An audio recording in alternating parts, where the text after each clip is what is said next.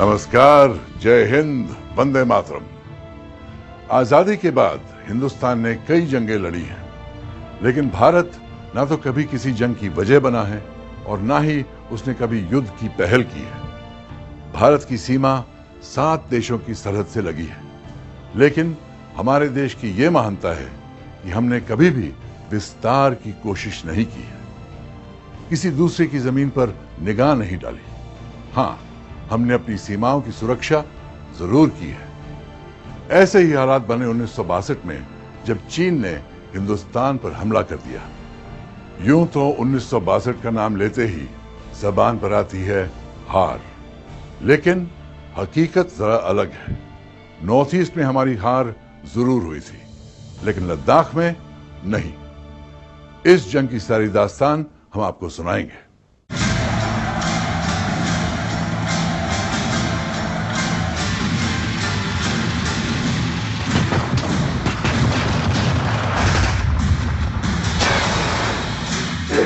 आपको दिखाई जाए।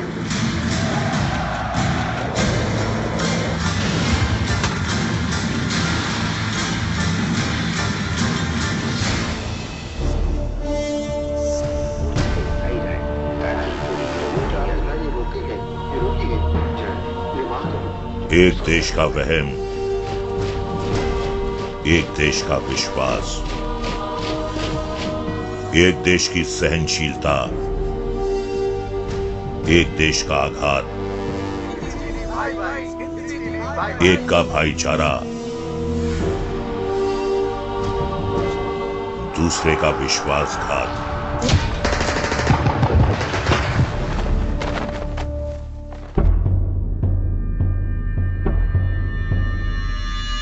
सरदार पटेल को चीन की चालाकी की भनक 1 दशक पहले ही लग गई थी। 7 नवंबर 1950 को लिखी गई एक चिट्ठी में उन्होंने प्रधानमंत्री जवाहरलाल नेहरू को आगाह किया था। मेरे प्रिय जवाहरलाल, चीन ने हमें बरगलाने की कोशिश की है। उसकी हरकतों से कपट की बू आ रही है। चीन जिस भाषा में बात कर रहा है, उसमें मौजूदा दोस्त नहीं, भविष्य का दुश्मन नजर आ रहा है। पर नेहरू ने इस चेतावनी को अनसुना कर दिया था। नेहरू जी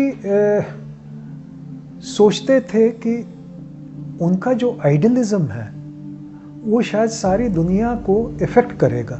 वो अपने आप को कुछ नॉन अलाइंड देशों में ऐसा खो गए थे, उस लीडरशिप का ऐसा उनके ऊपर इन्फ्लुएंस हो गया था कि वो सोचते थे कि हमारे ऊपर कुछ इस तरह की गड़बड़ नहीं हो सकती। और मैं एक मिसाल आपको देता हूँ। 1959 का कांग्रेस का एक अधिवेशन था, तो वहाँ नेहरू जी ने बोला कि मेरे को 1959 की मैं बात कर रहा हूँ, कि ऐसा कोई मेरे को अंदेशा नहीं है और ना ही ऐसी कोई संकट है कि चाइना हमारे ऊपर अटैक करे, और अगर वो अटैक करेगा तो वो वर्ल्ड वॉर 3 हो सकती है। तो मतलब नेहरू साहब कुछ ऐसे शराफत के बुलेखे में रहे कि उसका कोई जवाब नहीं है। नेहरू साहब के जो विचारधारा थे वो एक आइडियलिस्ट का था कि नहीं, हम भी अभी आज़ाद हुए हैं, चीन ने भी अभी आज़ादी पाई है, मुक्त हुए हैं चियांग काय शेक के ज़माने से, तो हम दोनों तो दोस्ती रह सकते हैं और इतिहास में हमने कभी एक दूसरे से लड़ा नहीं है। और वो कम्युनिस्ट, सरदार पटेल ने कहा कम्युनिस्टों पर भरोसा मत करो, लेकिन नेहरू साहब तो वामपंथी थे, तो कम्युनिस्टों पर भरोसा ही क्यों, प्यार मोहब्बत करते थे। तो ये सब गलतियां उनकी थी।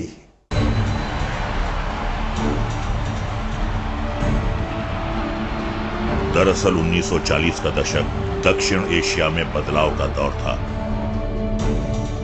एक तरफ भारत को आजादी मिली थी और पाकिस्तान का जन्म हुआ था, तो लंबे गृह युद्ध के बाद 1948 में माओ के सिद्धांतों के साथ चीन का चेहरा बदला था। कम्युनिस्ट चीन दुनिया के अधिकतर देशों को मंजूर नहीं था, लेकिन समाजवादी सोच के जवाहरलाल नेहरू साम्यवादी चीन से गहरी दोस्ती के पक्ष में थे। ये उन्होंने बहुत कोशिश की थी। बांडुंग कॉन्फ्रेंस में चू एन लाई को जब साथ लेके वो एक अपने आप को एक बड़ा नेता समझ के चू एन लाई को सबको इंट्रोड्यूस करवा रहे थे। तो पहले तो जो बात अखरी चू एन लाई को कि इंडिया जो है अपने आप को बहुत बड़ा समझ रहा है, तो ये तो नेहरू की गलती थी। दूसरा उनको ये भी था कि मेरी दयानतदारी से शायद चीन जो है वो हमारे से कुछ परहेज करे, हमारे से डरे या हमारे साथ दोस्ती ज़्यादा गहरी करना चाहे। चीन ने ये सब किया, तभी तो हिंदी चीनी भाई भाई हुआ। पर हिंदी चीनी भाई भाई एक तरफ है, चीन का मतलब दूसरी तरफ है। तो वो फरेब देते रहे, हम फरेब खाते रहे। कहने को तो चीन कम्युनिस्ट था, लेकिन उसकी नीतियां विस्तारवादी थी। तिब्बत पर कब्जे के लिए उसने दमन की नीति अपनाई, जिसकी दुनिया भर में निंदा हो रही थी। सरदार पटेल को चीन की बातें खटकती थी। उन्होंने नेहरू को चेतावनी देते हुए चिट्ठी भी लिखी, लेकिन 1 महीने बाद ही उनका निधन हो गया। Our policy is neither neutral in that sense nor passive. It is an active, positive policy, well, in favor of peace, holding on to certain objectives and ideals and trying in a friendly way and in a small way to influence events.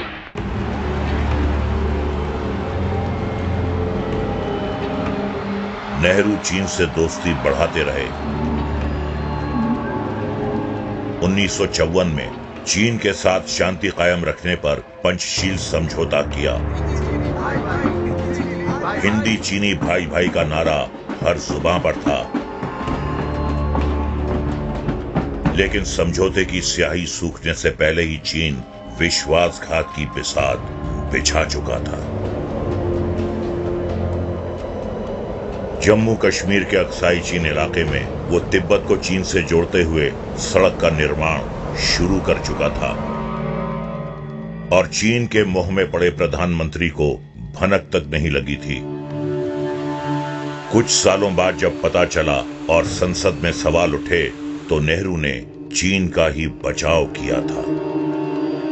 31 अगस्त 1959 नेहरू ने संसद में कहा था, हम जाने क्यों जमीन को लेकर बहस कर रहे हैं, वहां तो घास का एक तिनका भी नहीं उगता। तब कांग्रेस के ही धर्मवीर त्यागी ने जवाब दिया था, मेरे सर पर एक भी बाल नहीं उगता, तो क्या मैं सर काट कर किसी को दे दूं? संसद में लंबी बहस चली थी, लेकिन नेहरू का भरोसा कायम रहा। एक के बाद एक संकेत ये मिल रहे थे कि चीन जो है वो अपने जो वो समझता है कि अक्साई चीन उसका है, उसको लिए बगैर छोड़ेगा नहीं। दूसरी एक और चीज़ है कि शायद चीन बीच बीच में संकेत दे रहा था कि हम पॉलिटिकल लेवल पे इस मामले को शायद सुलझा सकें, बाद में जो तकनीकी लेवल ऑफिशियल लेवल पे जो होता रहेगा वो होता रहेगा। पर नेहरू साहब ने इस प्रपोजल को भी ठुकरा दिया। तो एक मेरे को रह के बात याद आती है कि किसी ने कहा था कि when the fog cleared, the Chinese were there. मतलब हमको होश तभी आए जब सब कुछ लुट चुका था। क्योंकि उन्होंने चू एन लाई को वर्ल्ड स्टेज पे इंट्रोड्यूस किया था, और वैसे भी उनके बहुत अच्छे तल्लुकात थे, तो उनको ये कभी ख्याल ही नहीं था कि एक कम्युनिस्ट कंट्री एक डेवलपिंग कंट्री को कभी अटैक करेगा। वैसे दोस्ती के तमाम नारों के बीच भारत और चीन में 2 सरहदों पर विवाद था। एक जम्मू कश्मीर का अक्साई चीन का इलाका, जो अंग्रेजी हुकूमत के दौरान 19वीं सदी में चीन को सौंपा गया था और फिर 1918 में वापस ले लिया गया था। यहाँ जो सीमा चिन्हित की गई उसे जॉनसन लाइन कहा गया, पर चीन को ना ये मंजूर था और ना ही वो उसका सम्मान करता था। दूसरा, पूर्व उत्तर में नेफा, यहाँ की सीमा मैकमोहन लाइन से निर्धारित थी, लेकिन यहाँ तिब्बत की स्थिति पेचीदा थी। आजादी के बाद हिंदुस्तान ने जो अपनी सरहद बनाई और जिसका नक्शा जारी किया, उस पर चीन ने कभी एतराज नहीं जताया। लेकिन अचानक ही सितंबर 1959 में चीन से एक चिट्ठी आई। इस चिट्ठी में चीन ने भारत के 50,000 वर्ग मील पर दावा ठोक दिया और कहा कि भारत अपने नक्शे को ठीक करे। चीन का दावा है कि हमारा नक्शा उनकी जमीन को अपना बता रहा है। करीब 50,000 वर्ग मील को वो विवादित बता रहे हैं। क्या 50,000 वर्ग मील? ये कैसे हो सकता है? अभी तक तो उन्होंने कोई एतराज नहीं किया। ये अचानक कैसे हो गया? पता नहीं, पर ये रिक्वेस्ट कर रहे हैं कि हम अपने इस नक्शे में ठीक करें। तो ये जमीन तो हिंदुस्तान की है। आप उनकी चिट्ठी का जवाब दीजिए। हो सकता है कोई कंफ्यूजन हो। ओके।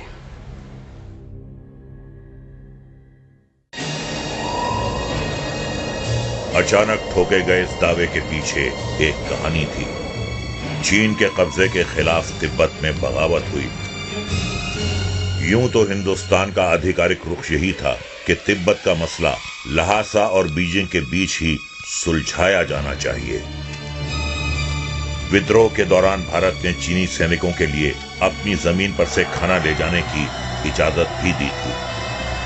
यहां तक कि संयुक्त राष्ट्र में जब इस मसले पर चीन के खिलाफ प्रस्ताव पारित किया गया तो भारत ने उसे ब्लॉक किया था। इसलिए कि ख्याल उस समय था कि चीन अपने वादों को पूरा करेगा। चीन ने 1951 को या क्या 53 को का समझौता किया था, जिससे उन्होंने तिब्बतवासियों को आश्वासन दिया कि जो उनके रिवाज हैं, जो उनमें के धार्मिक अधिकार हैं, जो उनकी स्वायत्तता है, उस पर वो नज़र नहीं डालेंगे। लेकिन चीन ने वो कभी उस वादा को पूरा नहीं किया। तो इसलिए चीन पर भरोसा करना मैं समझता हूँ बहुत गलत होगा।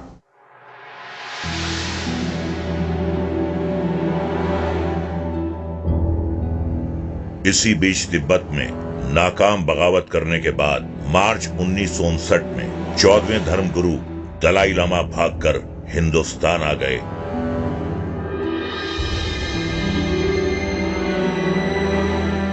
इस बात पर चीन आग बबूला हो गया। चीन को लगा कि भारत खाम्पा विद्रोह को हवा दे रहा है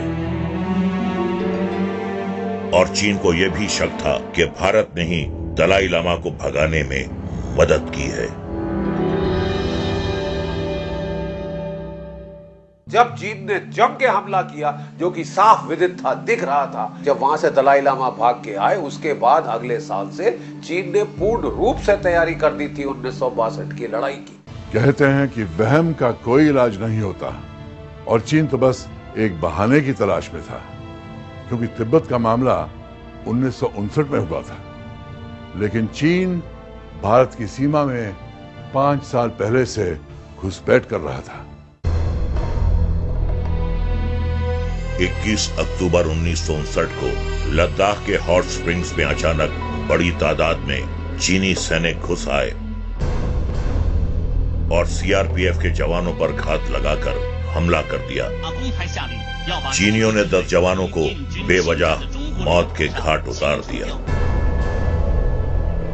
क्रूरता की हद यह थी कि हमारे जवानों की हत्या के 1 महीने बाद उनके शवों को वापस सौंपा।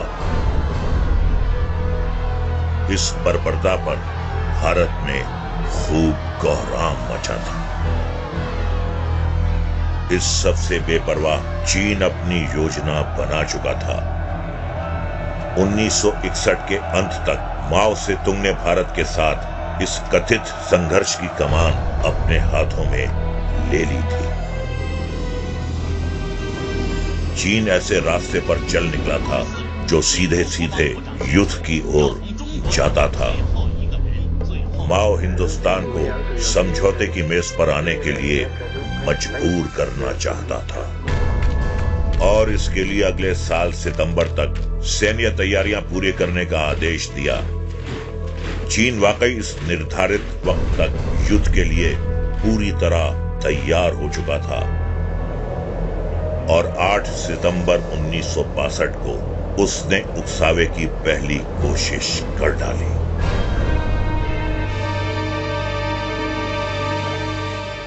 आठ 800 चीनी सैनिकों ने ढोला में भारतीय पोस्ट को घेर लिया। दोनों तरफ से 12 दिन तक एक भी गोली नहीं चलाई गई।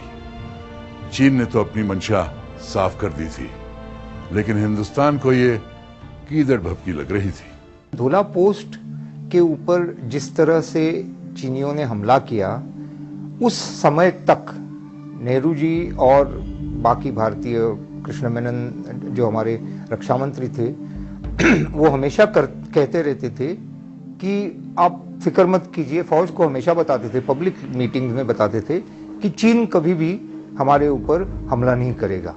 ये चीन की युद्ध नीति, रणनीति रही है कि हाहाकार वो कहीं और करते हैं और हमला कहीं और करते हैं। 1962 की लड़ाई में भी चीन, जो माओ सेतुंग थे, उनके वो अध्यक्ष उस वक्त, उन्होंने बड़ी कोल्डली चुना कि कहां भारतीय फौजें ज्यादा है, कहां उनका जमावड़ा ज्यादा है।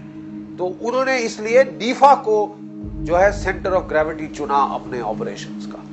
डीफा पे जोर दिया क्योंकि यहां पे वो चाहते थे कि कम से कम 5-6 ब्रिगेड भारतीय सेना की वो बैटल में लाएं और उन्हें एनाहिलेट करें, उन्हें बर्बाद करें पूर्ण रूप से। लद्दाख में उनको मालूम था कि हमारी डिप्लॉयमेंट है ही नहीं, तो उन्होंने लद्दाख की तरफ काफी सारा एक्शन दिखाया, लेकिन जो मेन हमला था वो डीफा में हुआ। हालांकि सरहद की गतिविधियां संजीदा संकेत दे रही थीं और भारत में रक्षा मंत्री कृष्णा मेनन और सेना अध्यक्ष जनरल पीएन थापर समेत तमाम वरिष्ठ अधिकारी 11 सितंबर 1962 को बैठक के लिए जुटे। इस बैठक में चीन की नीयत पर सवाल तो उठे, पर चीन की ताकत का पूरा अंदाजा नहीं लगाया गया था और फैसले ऐसे थे जो कागजों पर तो खूब फबे, पर हकीकत से बेहद दूर थे।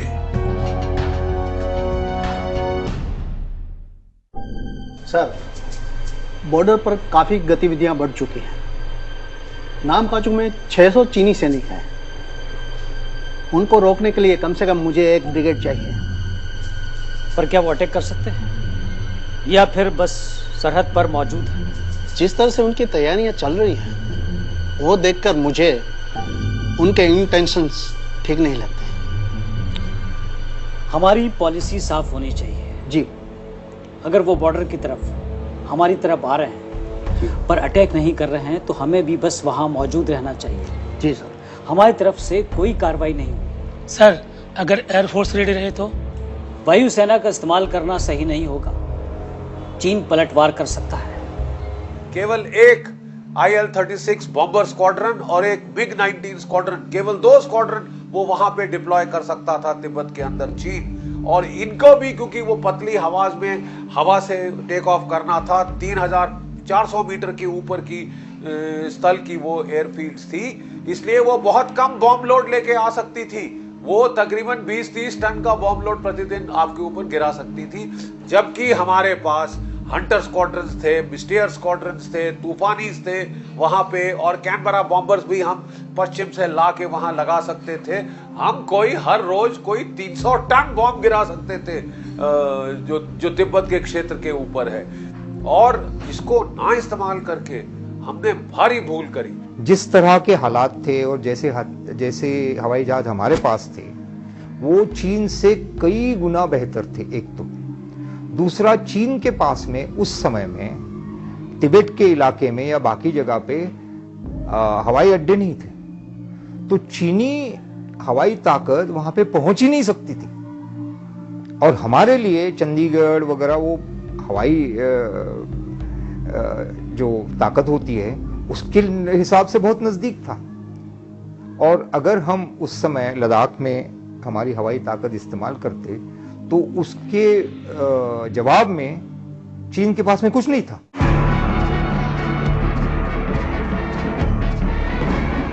इतिहास में ये वो दौर था जब सेना के फैसलों पर राजनेता हावी रहते थे।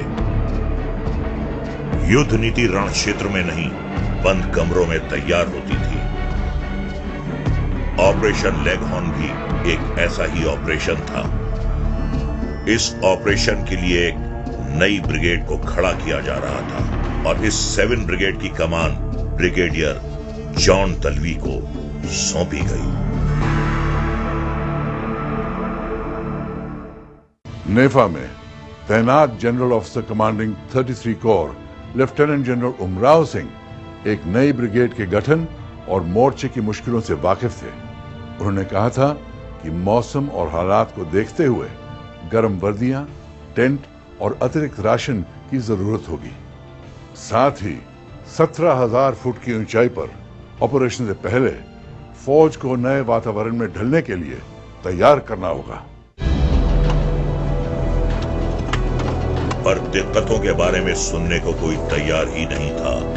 बस एक कागजी प्लान पर अमल का दबाव था। एब्सोल्युटली इम्प्रैक्टिकल था। उस वक्त आदेश ये दिए गए थे कि हार्ड स्केल और पाउच एमिनेशन पे आप आगे बढ़े। पाउच एमिनेशन मतलब 4 मैगजीन, और जब वो खत्म हो जाएंगी उसके बाद आप कैसे लड़ेंगे? पत्थर से।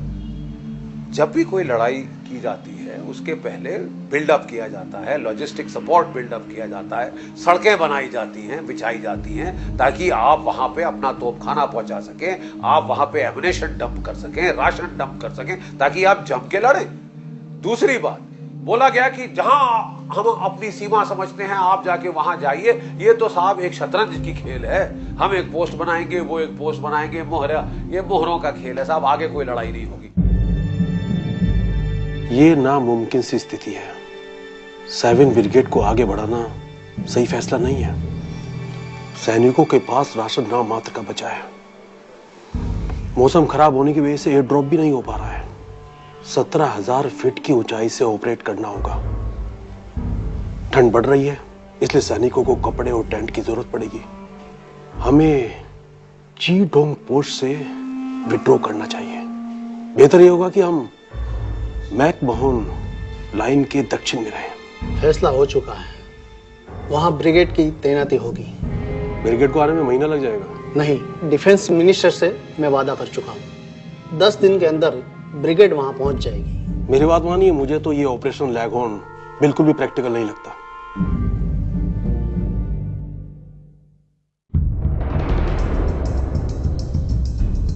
उधर 9 पंजाब नाम का चू के लिए निकल चुका था। 1 कंबल, 100 राउंड गोलियां, 2 ग्रेनेड, लाइट मशीन गन की मैगजीन और 3 दिन के राशन के साथ हर सैनिक 30 से 35 किलो वजन लेकर चल रहा था। नाम का चू पहुंचने के लिए एक नदी को पार करना होता था, जिस पर बने ब्रिज टूटे हुए थे। आगे बढ़ते सैनिकों को कई जगहों पर चीनी अपनी सीमा से ही रुकने की अपील करते। ये अपील हिंदी में की जाती थी।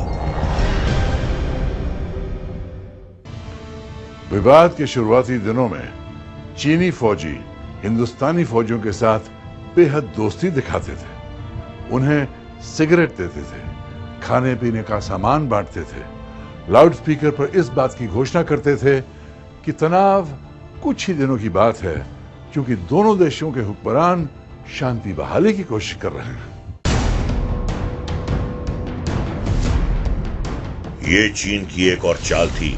सामने से तो वो दोस्ती का दम भर रहे थे, लेकिन दोस्ती की आड़ में उनकी तैयारियां भी जोरों से चलती रहती थीं।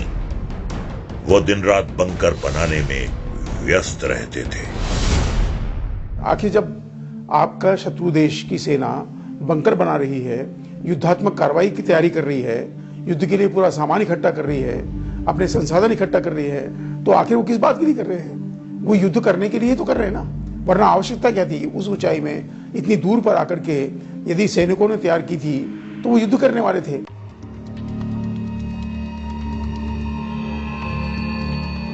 19 सितंबर को नेफा में आगे बढ़ती सेना को एक रेडियो सिग्नल मिला। यूं तो ये 4 दिन पहले भेजा गया था, पर इसके जरिए एक बेहद अटपटा फरमान आया। कुछ चीनी पोजीशंस पर कब्जा करने का फरमान, और वो भी उन मोर्चों पर जहां चीन बेहद मजबूत था। दरअसल भारत सरकार तक जो रिपोर्ट पहुंची थी उसमें मोर्चे पर 600 की जगह 60 चीनियों का जिक्र था। पर इससे उलट वहां तो चीन सैनिकों की संख्या और बढ़ा रहा था और वहां तैनात 9 पंजाब के जवान ऐसे हालात में थे कि उन्हें नमक चावल खाकर काम चलाना पड़ रहा था। पर इससे दिल्ली में बैठे रणनीति बनाने वालों की सेहत पर कोई असर नहीं पड़ रहा था। किसी को उस बारे में, वास्तविकता के बारे में कोई जानकारी नहीं थी। फरमान दे दिया बगैर इस बात की चिंता किए कि क्या उस आदेश का पालन हो सकता है या नहीं। और यही कारण है कि आर्मी में होता है, मिलिट्री में द्वितीय महायुद्ध से परिपाटी हमारी चल रही है कि जो आदेश मिलते हैं उसका हम पालन करते हैं। उस पालन करने में हमारा ज्यादा नुकसान हो गया। उसमें फरमान था आगे बढ़ने का और हकीकत में अगर टुकड़ी अपनी जगह पर भी कायम रहती तब भी जान का खतरा था। 20 सितंबर की रात चीन की ओर से गोलाबारी हुई और भारत ने भी जवाब दिया। सरदार वल्लभ भाई पटेल ने 10 साल पहले चीन के जिस धोखे का अंदाजा लगाया था और जिसका जिक्र उन्होंने पंडित नेहरू से भी किया था, चीन का वही धोखा नश्तर बनकर हिंदुस्तान के सीने में उतार दिया गया। चीन ने शुरुआत की थी और अब भारत को उसका जवाब देना था। लेकिन मुश्किल ये थी कि तमाम संकेतों के बावजूद नेफा के इलाकों में भारत बिल्कुल तैयार नहीं था। ऐसे हालात में हिंदुस्तान के जवान कई फुट बर्फ में सूती वर्दी और कैनवस के जूते पहनकर चीन से मुकाबला करने निकले। इन हालात में सेना को पूरी शक्ति से वार करने में कोई परहेज नहीं था। दिक्कत यह थी कि दिल्ली में बैठे लोग न तो सरहद की कठिनाइयों को समझते थे और न ही उन्हें चीन की ताकत और रणनीति का अंदाजा था।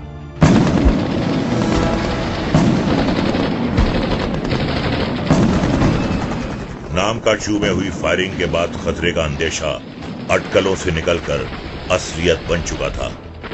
सेना अध्यक्ष जनरल थापर ने सरकार से ऑपरेशन लेग हॉर्न पर दोबारा विचार करने की अपील की। लेकिन प्रधानमंत्री नेहरू और रक्षा मंत्री कृष्णा मेनन दोनों विदेश दौरे पर गए हुए थे। यानी बदली हुई स्थिति के बावजूद विदेश सचिव के पास भी प्रधानमंत्री के निर्देश दोहराने के अलावा कोई दूसरा रास्ता नहीं था। ऑपरेशन लेग हॉर्न की अगुवाई कर रहे ब्रिगेडियर जॉन दलवी जानते थे कि इसकी शुरुआत से पहले चंद बातों पर खास ध्यान देना ही होगा। उन्होंने कहा कि किसी भी सैन्य कार्रवाई के लिए कम से कम 1 महीने का राशन, बर्फीली ठंड से बचने के यूनिफॉर्म और सामान ढोने के लिए पोर्टर चाहिए होंगे। इसके अलावा जरूरत पड़ने पर घायलों को इवैक्यूएट करने के लिए हेलीकॉप्टर भी। साथ ही ये जरूरत भी जताई कि 2 हफ्ते में ये चीजें अगर मुहैया नहीं हो पाई तो अप्रैल तक कार्रवाई नहीं हो सकती थी।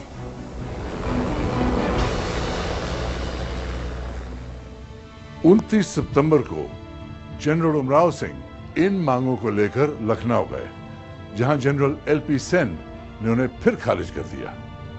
दूसरी बार इस अनदेखी पर जनरल सिंह नाराज हुए और वापस लौटकर एक लिखित विरोध दर्ज किया।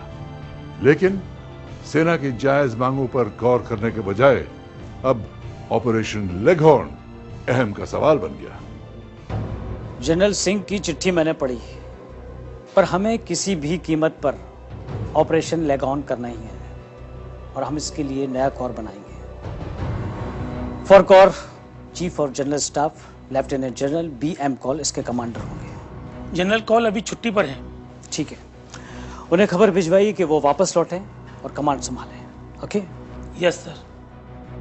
कृष्णा मेनन का आना तो सीधे सीधे अक्षरों में एक डिजास्टर था, पर वो आला अफसरों के साथ, डिफेंस अफसरों के साथ बड़े बदतमीजी से पेश आते थे। तो एक तो आर्मी का मोराल डाउन हुआ, दूसरा उन्होंने ऐसे आदमियों को प्रमोशन दी जिनको प्रमोशन देनी नहीं चाहिए थी। मेरा इशारा है BM कॉल की तरफ। वो उनको लेफ्टिनेंट जनरल बनाया, वो आर्मी सप्लाई कोर की उनकी पूरी बैकग्राउंड थी और उनको कहा कि आप ये जो नई फॉर्मेशन है उसके आप इंचार्ज बन जाइए। तेजपुर के ऊपर जो बहुत क्रिटिकल थी उसका उनको लेफ्टिनेंट जनरल बना दिया। जनरल कॉल इन्फेंट्री से नहीं थे, और उन्हें युद्ध का अनुभव भी नहीं था, पर यह सरकारी कायदों की दरकार थी। सो 4 अक्टूबर को जनरल कॉल तेजपुर पहुंचे। वो प्रधानमंत्री नेहरू के दूर के रिश्तेदार थे और उन्हें सीधे पीएम को रिपोर्ट करने की आजादी थी। यानी सेना के चेन ऑफ कमांड पर बहुत बुरा असर पड़ने वाला था। माफ कीजिए, उस वक्त कॉल साहब को कोर कमांडर बनाया गया था, तो जो ज्यादा जिंदगी आर्मी सप्लाई कोर में ठहर के आए थे। राशन पानी सप्लाई किया था उन लोगों ने, और उनको क्या मालूम था लड़ाई के बारे में। केवल अगर वो रिश्तेदार थे किसी के, तो इस बुनियाद पे अगर आप उनको चीफ बनाने की कोशिश करें तो फिर ऐसी बात तो होगी। उनको तजुर्बा नहीं था लड़ाई का, और उन्होंने बिल्कुल गलत डिप्लॉयमेंट करी, और उनको ये मानसिकता थी पूरी के पूरे दिल्ली के अंदर कि साहब चीनी तो मजाक कर रहे हैं, चोचलेबाजी है साहब, एक पोस्ट हम बनाएंगे, एक वो खड़ा करेंगे, अगर हम पोस्ट बनाने में थोड़ा सा दृढ़ता दिखाएं तो शायद चीनी पीछे हट जाए। क्या बकवास है साहब। हिंदुस्तानी प्रेस में जनरल कॉल की नियुक्ति ने खूब सुर्खियां बटोरी थी। हालांकि सैन्य रणनीति के हिसाब से युद्ध के हालात में कोर का गठन और उसके कमांडर का नाम गोपनीय होना चाहिए, लेकिन चूंकि भारत की युद्ध नीति राजनीति में घुल चुकी थी, इसलिए गोपनीयता का सवाल ही नहीं उठा। ऑपरेशन लेगहॉर्न के लिए 7 ब्रिगेड को तेजपुर में खड़ा किया जा रहा था। इसके लिए अलग अलग बटालियन वहां जमा हो रही थी। इस बीच 1 अक्टूबर को इलाके की पहली बर्फबारी हो गई और जो सैनिक वहां पहुंचे वो सूती वर्दी में थे। कैनवस के जूते पहने हुए थे।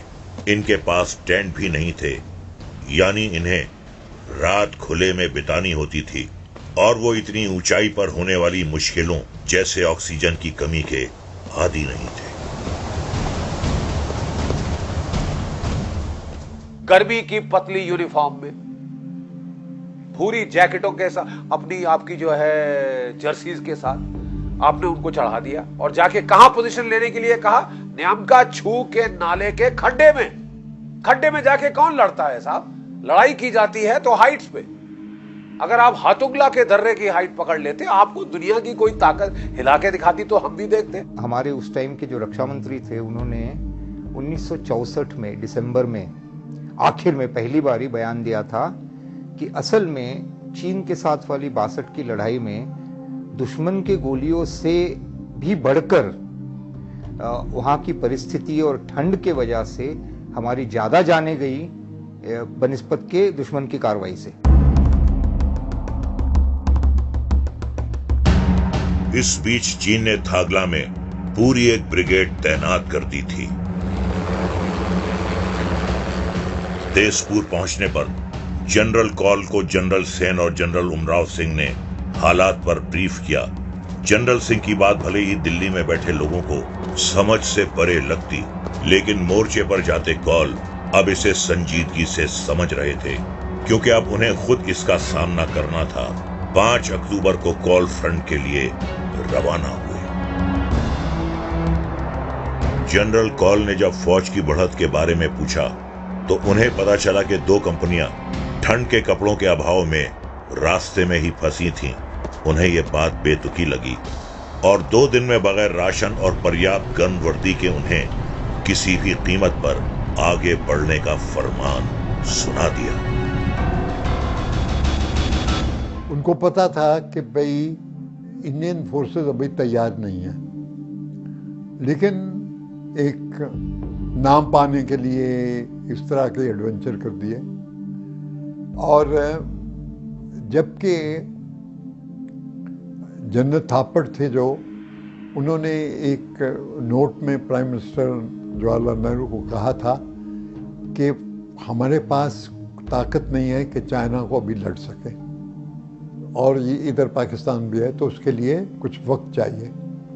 खैर उसने कॉल ने नाम कमाने के लिए, हमारी जो सेना के सैनिक थे वो तैयार नहीं थे। हमारे पास उनका सामान ही नहीं था, कपड़े भी नहीं थे, इक्विपमेंट नहीं था, युद्ध के लिए मानसिकता बनानी पड़ती है वो भी नहीं थी। और जब आपने इस प्रकार के आदेश दिए तो उसके परिणाम घातक होना तो संभव है। It is bound to happen. Therefore इसमें कहते हैं कि कोई भी सेनापति, कोई भी सेना अध्यक्ष, कोई भी वरिष्ठ सैनिक अधिकारी जब किसी भी प्रकार का आदेश देता है, आदेश देने के पहले 3 बार विचार करना पड़ता है कि उस आदेशों की पूर्ति हो सकती है नहीं। अगर उन आदेशों का पालन करने के लिए हमें कौन सी कीमत चुकाना पड़ेगी। यह दुर्भाग्य से नहीं हुआ। नामकाचू पहुंचने का रास्ता आसान नहीं था। जनरल कॉल के लिए तो हेलीकॉप्टर था, पर सूती कपड़ों में बर्फीली ठंड से जूझते सैनिक पीठ पर 35 किलो वजन लादे कठिन चढ़ाई चढ़ते। खैर ऊपर पहुंचकर जब जनरल कॉल ने भारतीय मोर्चे का जायजा लिया, तब उन्हें भी समझ में आ गया कि उनके सैनिक मौत के मुंह में समाये हैं। इस बीच मिलिट्री इंटेलिजेंस की तरफ से सरहद के पार भारी चहल पहल की खबरें आने लगीं। 300 मोर्टार और बंदूकें लाई गई थीं। बताया गया कि तवांग निशाने पर है। 10 अक्टूबर को नामकाचू में जनरल कॉल अपने बंकर के बाहर शेव कर रहे थे। तभी वहां का सन्नाटा भारी बमबारी से टूटा। यह हमला सेंजोंग पर तैनात एक पंजाब पर हुआ। वहां सिर्फ 56 सैनिक तैनात थे, लेकिन वो चीनियों को दूर रखने में कामयाब रहे और दुश्मन को भारी कैजुअलिटीज झेलनी पड़ी। ये युद्ध का ऐलान नहीं था, लेकिन इस बीच जनरल कॉल ने अचानक दिल्ली जाने का फैसला कर लिया और मोर्चे की कमान ब्रिगेडियर दलवी को यह कहकर सौंप दी कि अब ये आपका युद्ध है। ऐसे नाजुक वक्त पर कमान बार बार बदलना रणनीति को कमजोर ही कर रहा था। पर कॉल सरहद की स्थिति पर आमने सामने की चर्चा करना चाहते थे। आपको दिखाई जाएंगे सर, विजय एक्सप्लेन अगर आप अच्छी तरह उभार नहीं है और मेरा पॉइंट है कि साथ साथ और चीजें दिखाई जाए, ताकि क्योंकि रिमोट ये रोकी गई रिमार्केबल जो सब में अच्छी हमारी फिल्म रोकी गई। जनरल कॉल का खुद जाकर ब्रीफ करने का फैसला भी बेकार ही गया, क्योंकि ऑपरेशन लेगहॉर्न के लिए सरकारी जिद अभी भी बरकरार थी। एक के बाद एक चेतावनी सामने थी, पर आदेश तो आदेश होते हैं। 12 अक्टूबर को पंडित नेहरू एक कॉन्फ्रेंस के लिए कोलंबो जा रहे थे। एयरपोर्ट पर पत्रकारों ने जब चीन की कार्रवाई के बारे में पूछा, तो नेहरू ने कहा कि हमने सेना को आदेश दिया है कि अपने क्षेत्र को आजाद करवाएं। अगले दिन अखबारों की सुर्खियां मानो जंग का ऐलान कर रही थी। अखबारों ने लिखा कि प्रधानमंत्री ने भारतीय सेना को चीनी घुसपैठियों को नेफा से उठा फेंकने को कहा है। चीन में माओ से तुंग गुस्से से उबल पड़ा। उसने कहा, अब भारत को सबक सिखाने का वक्त आ गया है।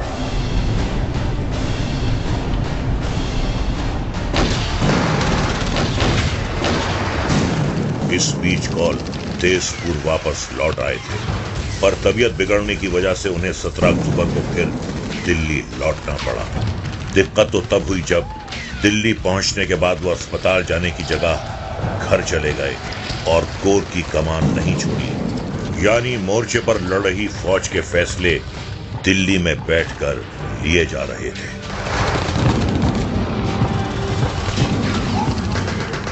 जब सब तरफ से मार पड़ रही थी, तो कौल साहब तो अस्पताल में दिल्ली में भर्ती हो गए। तब भी कौल साहब लड़ाई की डायरेक्शन देते रहे। मतलब आप चारों खानों से चित हैं, पर फिर भी कह रहे हैं कि आप चलते जाइए, वो चाइनीज आपको गोलियां बरसाते जाए, खाते जाइए। पूर्वोत्तर की सरहद पर दुश्मन की तादाद बढ़ती जा रही थी। इसके मायने समझते हुए ब्रिगेडियर दालवी ने एक आखिरी गुहार लगाई, ये आत्महत्या के बराबर है, हमें हटने दें और ऐसे इलाके में काबिज होने दें जहां हम मुकाबला कर सकें। लेकिन सहानुभूति तो दूर, उन्हें जनरल कॉल ने कोर्ट मार्शल की धमकी दी। 20 अक्टूबर को आखिरकार वही हुआ जिसका डर था। चीन ने नामकाचू में हमला बोल दिया। ब्रिगेडियर दलवी दुश्मन के बारे में मिल रही जानकारी को आंक कर कहा करते थे कि बस 3 दिनों में चीन सफाया कर देगा।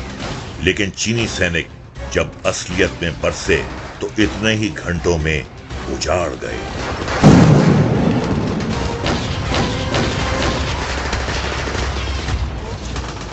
रात भर चीनी सैनिकों ने छुपने की कोशिश भी नहीं की। अपने आप को गर्म रखने के लिए आग भी जलाई और फिर 5 बजते ही उनके 2 डिविजन्स ने भारत के 1 ब्रिगेड पर हमला बोल दिया। यानी भारत के लगभग 3000 सैनिकों के सामने चीन के 10,000 से ज्यादा सैनिक तैनात थे। जंग शुरू हो चुकी थी। ये सच था कि यहाँ हमारे सैनिकों की मौजूदगी आत्महत्या करने जैसी ही थी। वही हुआ। सबसे बड़ा नुकसान डू राजपूत को झेलना पड़ा। चीन ने इनके खिलाफ पूरी रेजिमेंट को उतार दिया। 20 अक्टूबर की सुबह उत्तर और दक्षिण से उन पर एक साथ हमला बोला गया। 513 तैनात जवानों में 282 शहीद हो गए। 171 को चीन ने कैदी बना लिया था। हैरत की बात यह है साहब, हैरत। और मैं सलाम देता हूं इस भारतीय सेना को जिसके सिपाहियों ने इतना होते हुए भी ऐसे पराक्रम का वहां पे शौहर दिखाया। खासकर आपकी जो राजपूत बटालियन थी न्यामकाछू के लड़ाई में, जो कि पूरी की पूरी वहां पे जो है शहीद हो गई। हालांकि आपने उनको खड्डे में डाला था लड़ने के लिए, तब भी वो लड़े। आखिरी दम तक वो लड़के वहां पे उन्होंने दिखा दिया। हमारे जवान तो बेमिसाल हैं इस दुनिया में। बहुत बुरी खबर है। नामकाचू में चीन ने अपनी पूरी एक डिवीजन लगा रखी है। हमारे जवान या तो शहीद हो गए हैं या उन्हें बंदी बना लिया गया है।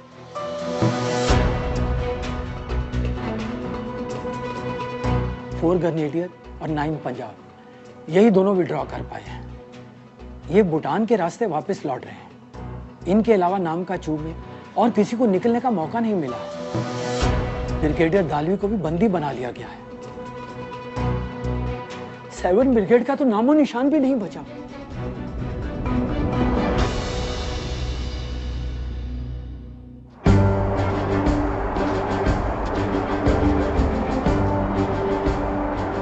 दोपहर 12 बजे तक सब कुछ खत्म हो चुका था।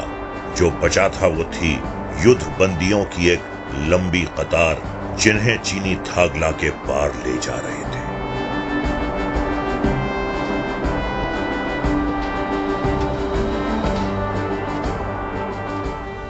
चीन अपनी चालों में कामयाब हो चुका था। आत्मघाती रणनीति ने हमारी सेना का बहुत नुकसान कर दिया। लेकिन बात सिर्फ यहीं तक नहीं थी। हमारी सेना पर कत्लेआम का दूसरा मोर्चा तवांग में भी खुल चुका था। दुश्मन सेना की तादाद बहुत ज्यादा थी। उनके पास लेटेस्ट हथियार भी थे और इधर हमारे जवानों के पास सिर्फ हौसला था। आखिरी दम तक वो इसी हौसले के साथ लड़ते रहे। कई बार 200 दुश्मन पर हमारे सिर्फ 20 जवान भारी पड़ गए। लेकिन दुश्मन की मजबूत तैयारी और हमारी कमजोर रणनीति की वजह से हमारे सैनिकों के खून की नदियां बह गई। दिल्ली में बैठे हुक्मरानों के अटपटे फैसलों का खमियाजा सरहद पर वीर सैनिक चुका रहे थे। लेकिन दुश्मन की बड़ी तादाद और बेहतर हथियारों के बावजूद किसी भी हिंदुस्तानी ने पीठ नहीं दिखाई। 1962 में हमारे जवानों के पास में जो राइफलें थी, जो कि मुख्य हथियार होता है इन्फेंट्री या पैदल सेना का, और पहाड़ी लड़ाई पैदल सेना ही लड़ती है, वहाँ पे ना टैंक जाते हैं ना कुछ, तो उसका जो मुख्य हथियार था जो कि राइफल, वो 1913 की बनी हुई थी, ली एनफील्ड राइफल। दुनिया उस समय भी कहीं की कहीं पहुंच गई थी। सबके पास में ऑटोमेटिक राइफल थी। चीन के पास में ऑटोमेटिक राइफल थी, पाकिस्तान के पास में ऑटोमेटिक राइफल थी, हमारे पास में अभी भी पहले विश्व युद्ध की राइफलें थी।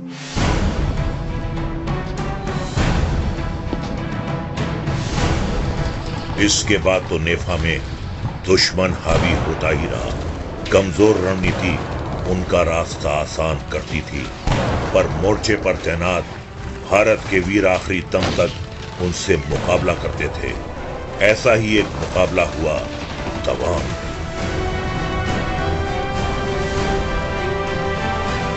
यहां तोंग पेंगला में रिच पर तैनात थी 1 सिख। प्लाटून की कमान संभाले थे सूबेदार जोगिंदर सिंह। 20 तारीख से ही चीनी सैनिक वहां जुटना शुरू हो चुके थे और 23 तारीख की सुबह 5:30 बजे उन्होंने प्लाटून पर निशाना साध लिया। दुश्मन लहर की तरह आगे बढ़ता। पहला दस्ता 200 सैनिकों का था। सूबेदार सिंह के केवल 20 सैनिकों ने दंदनाती गोलियों से उन्हें पीछे धकेल दिया। दुश्मन के कई सैनिक मारे गए, पर वो दोबारा उतनी ही तादाद में फिर आगे बढ़ा। अब तक प्लाटून के आधे सैनिक शहीद हो चुके थे।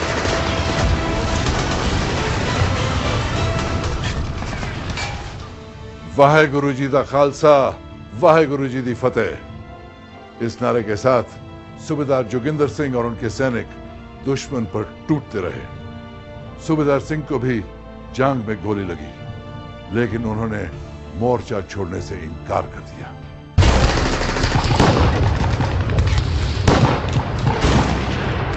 उनकी अगुवाई में सैनिकों ने एक बार फिर चीनियों को पीछे धकेला। चंद मिनटों में तीसरी बार दुश्मन फिर उतनी ही संख्या में आगे बढ़ा। इस बार गोलियां भी खत्म हो चुकी थीं। तब सूबेदार सिंह और उनके बचे हुए साथियों ने बैनेट से दुश्मन पर हमला बोला। आखिर में दुश्मन की ज्यादा संख्या और बेहतर हथियार के सामने वो टिक नहीं पाए, पर इस एक तरफा मुकाबले में भी वो टूटे नहीं।